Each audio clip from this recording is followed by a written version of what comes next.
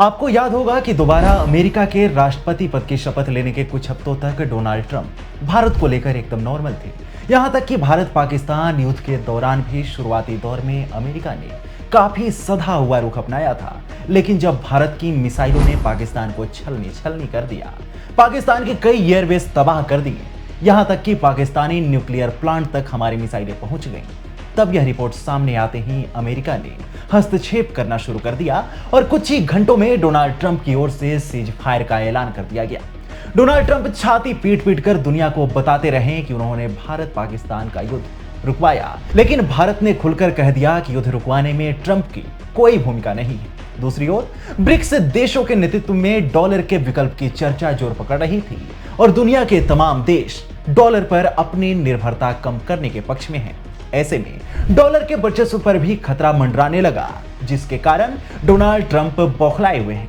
सिर्फ भारत ही नहीं, ब्रिक्स संगठन के तमाम देश भी उनकी आंखों में खटक रहे हैं और ट्रंप की कार्रवाई ब्रिक्स के करीब करीब सभी देशों पर हो रही है। रूसी तेल के नाम पर अमेरिका भारत पर लगातार कार्रवाई करते जा रहा है। पहले 31 जुलाई को अमेरिका ने भारत पर 25% टैरिफ लगाने का ऐलान किया और एक हफ्ते के भीतर ही अमेरिका ने भारत पर अतिरिक्त 25% टैरिफ थोप दिए। यानी कुल मिलाकर भारत पर अमेरिकी टैरिफ अब 50% हो गया है। भारत पर अमेरिका की यह कार्रवाई कम और ट्रंप की खुन्नस ज्यादा लग रही है। लेकिन भारत ने भी स्पष्ट कर दिया है कि किसी भी कीमत पर राष्ट्रीय हितों से समझौता नहीं किया जाएगा। ट्रंप के टैरिफ बम के बाद भारत सरकार की ओर से यह कहा गया है कि पीएम मोदी इसी महीने चीन के दौरे पर जाने वाले हैं। नमस्कार, मैं हूं आपके साथ अवनीश और आज की वीडियो में मैं आपको बताऊंगा कि कैसे पीएम नरेंद्र मोदी की चीन यात्रा ट्रंप के लिए एक खुली चुनौती के समान है। दरअसल अमेरिकी राष्ट्रपति ने बीते दिन भारत पर 25% अतिरिक्त टैरिफ का ऐलान कर दिया। व्हाइट हाउस के प्रेस कॉन्फ्रेंस के दौरान बीबीसी के रिपोर्टर ने ट्रंप से पूछा कि चीन सहित सभी देश रूस से तेल खरीद रहे हैं, तो भारत को ही क्यों निशाना बनाया जा रहा है। इसके जवाब में ट्रंप ने कहा, अभी तो सिर्फ 8 घंटे ही हुए हैं, देखते हैं आगे क्या होता है। आपको और भी बहुत कुछ देखने को मिलेगा, कई अतिरिक्त प्रतिबंध भी देखने को मिल सकते हैं।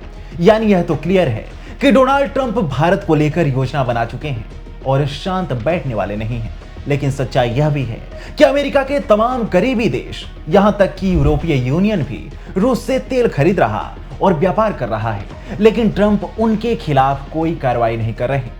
रिपोर्ट्स बताती हैं कि 2024 में यूरोपीय यूनियन ने रूस से 39.1 अरब डॉलर का सामान आयात किया, जिसमें 25.2 अरब डॉलर का तेल भी शामिल था। वहीं खुद अमेरिका ने रूस से 3.3 अरब डॉलर के रणनीतिक संसाधन खरीदे।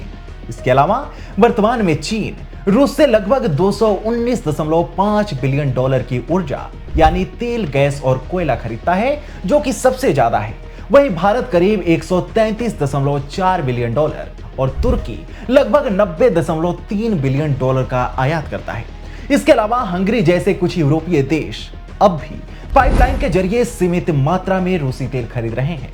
अमेरिका और यूरोपीय देशों के प्रतिबंधों के बावजूद रूस की तेल से आय में कोई खास कमी नहीं आई है।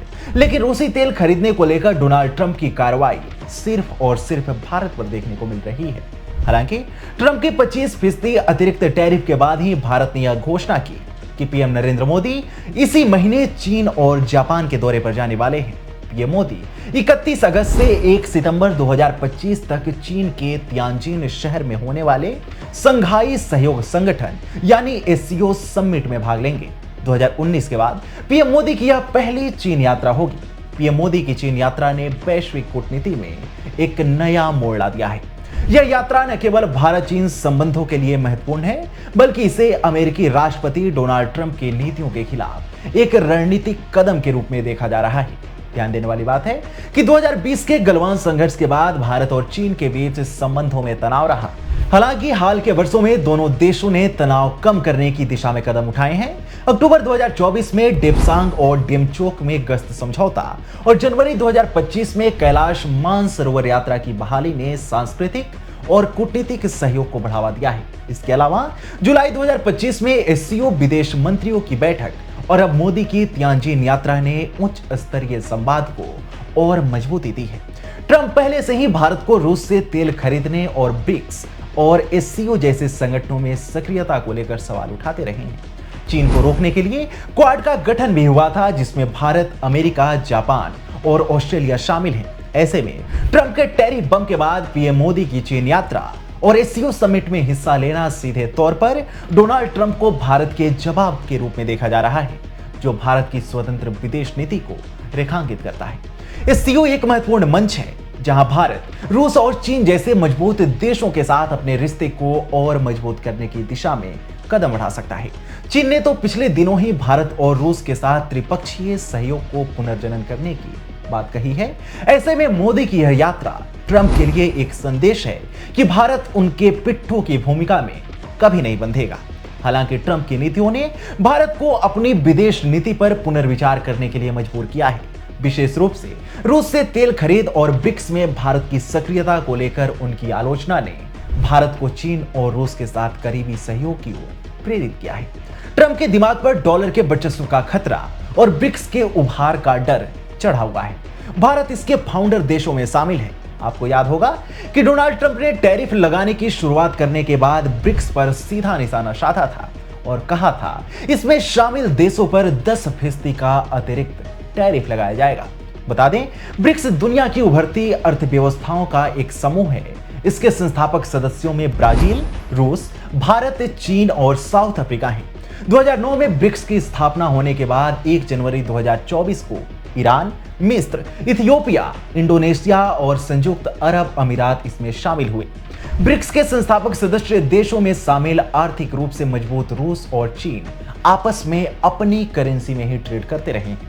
यही नहीं, 2022 में तो रसिया ने ब्रिक्स देशों के लिए एक इंटरनेशनल करेंसी का प्रपोजल दिया था, जो अमेरिका के प्रभुत्व के लिए एक बड़ा खतरा साबित हो सकता है। और ट्रंप की चिंता का यह भी एक बड़ा कारण है, जिसके चलते वे भारत समेत अन्य ब्रिक्स सदस्यों पर आंख टेढ़ी किए हुए हैं। अब पीएम मोदी की चीन यात्रा सीधे तौर पर अमेरिकी राष्ट्रपति डोनाल्ड ट्रंप के मंसूबे पर प्रहार के रूप में देखा जा रहा है। ऐसे में आने वाले समय में चीजें क्या और कैसे होंगी, इस पर सभी की नजरें टिकी हुई हैं। इसे लेकर आप क्या सोचते हैं, हमें कमेंट सेक्शन में जरूर बताएं। साथ ही वीडियो को लाइक करें और चैनल को सब्सक्राइब करें।